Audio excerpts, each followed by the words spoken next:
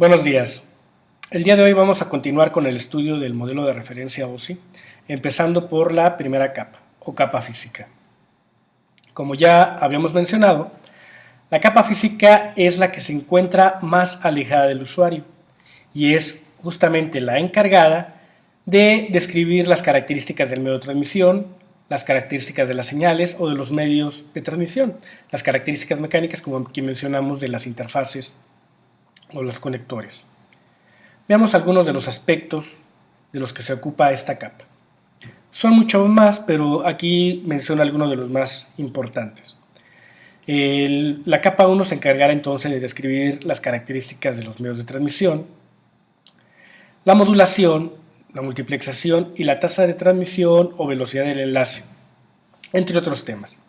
Veamos un poco más a detalle en qué consiste estos elementos. Cuando hablamos de modulación, se refiere a que una señal con información va a modificar las características de otra señal que es más capaz de transmitir información a la distancia o con las características que nos interesan. Por ejemplo, el caso de la voz. En este momento yo estoy emitiendo una señal de voz que si yo quisiera transmitir a cientos o decenas de kilómetros, no podría hacerlo en forma natural, ya que la voz en su forma natural tan solo le toma algunos metros antes de perderse por completo, ya sea por ruido, atenuación, interferencia. Todos estos elementos van a hacer que la señal se pierda en muy poca distancia. Por lo tanto, no es viable transmitirla de esa manera. Pero hay otros tipos de señales que sí pueden llegar a distancias mucho mayores sin sufrir tanto daño en la señal. Entonces, se puede emplear estas señales para transportar la información que me interesa. Eso se llama modulación. Entre los parámetros que se pueden modificar de esta señal que se va a llamar portadora está la frecuencia, la modulación y la fase. Y modificando alguno de estos parámetros con la señal que me interesa transmitir, puedo transportar la señal a la distancia que me interesa.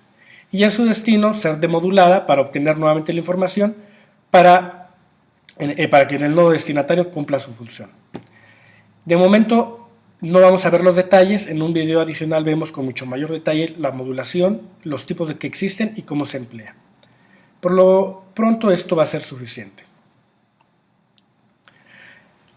Vamos a hablar del concepto de multiplexación. Multiplexación consiste en emplear un solo medio de transmisión o de salida para enviar la información de varias señales entrantes de las mismas características. Existen varios tipos de multiplexación. Existe multiplexación por tiempo, que es el ejemplo que aquí muestro, multiplexación por espacio, multiplexación por frecuencia y algunas otras. Pero en el caso de la red de datos, quizás la multiplexación más común o la más empleada es la multiplexación por tiempo, que es el ejemplo que aquí muestro. Vamos a ver brevemente cómo funciona.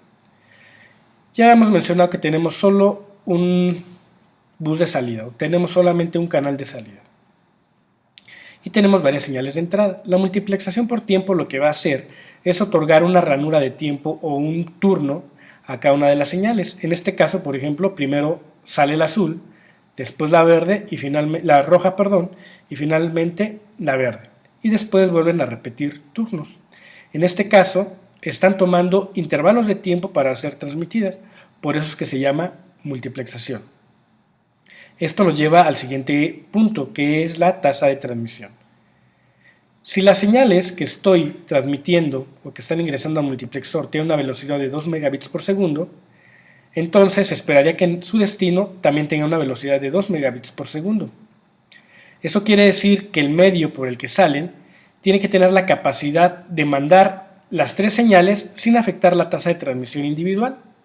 Eso quiere decir que el medio de transmisión tiene que tener la capacidad de transmitir por lo menos la suma de las velocidades de las señales individuales, en este caso 6 megabits por segundo. ¿Por qué? Porque si se fijan, la velocidad a la que llegarán, por ejemplo, estos dos, va a ser la tercera parte de estos 6 megabits, es decir, a 2 megabits por segundo, que es la velocidad que me interesa conservar. Si el enlace no tiene esta velocidad, entonces la señal se va a ver afectada en el destino, va a llegar con mucho retraso o se va a percibir con demasiada lentitud, y es por ello la importancia de esta tasa de transmisión. En otro video veremos también con más detalle este aspecto y varios elementos que hay que tomar en consideración en este tipo de cálculos. Muy bien.